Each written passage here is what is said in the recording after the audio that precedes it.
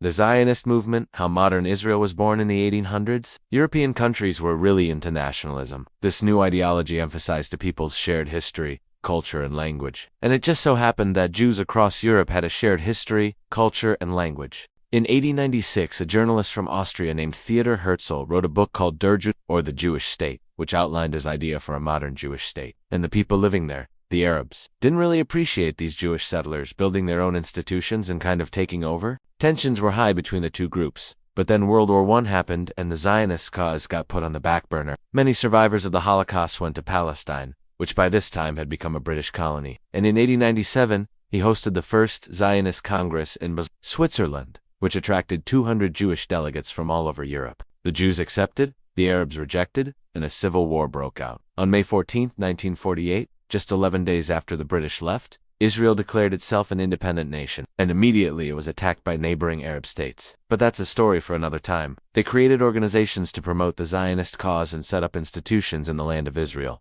schools, hospitals, and in 1909, they even founded the town of Tel Aviv. And because of this, they started getting a little too cozy for the European nations who started spouting anti-Semitic propaganda and blaming Jews for their own problems. So Jews began to think maybe we should go back to our ancient homeland and set up our own nation. And this is how the Zionist movement was born. They wanted to return to the land of Israel, or Eretz Yisrael, which means land of Israel. Now before this time, Jews had lived in the land of Israel for about 2,000 years. But after the destruction of the Second Temple in 70 CE, they'd been scattered across the Middle East and Europe, but now they wanted to go back. And after the war, Britain was given control of Palestine, and the Zionist cause got put back on the front burner. Zionist institutions grew in number and influence, and tensions with the Arabs grew even higher. And like many other nationalist movements across Europe, Zionists wanted to establish a sovereign state in the land of their ancestors. But there was a problem. The land of Israel was at this time a part of the Ottoman Empire. During the war, though, Britain issued the Balfour Declaration, which stated that Britain supported the establishment of a Jewish homeland in Palestine. Then in the 1930s and 40s,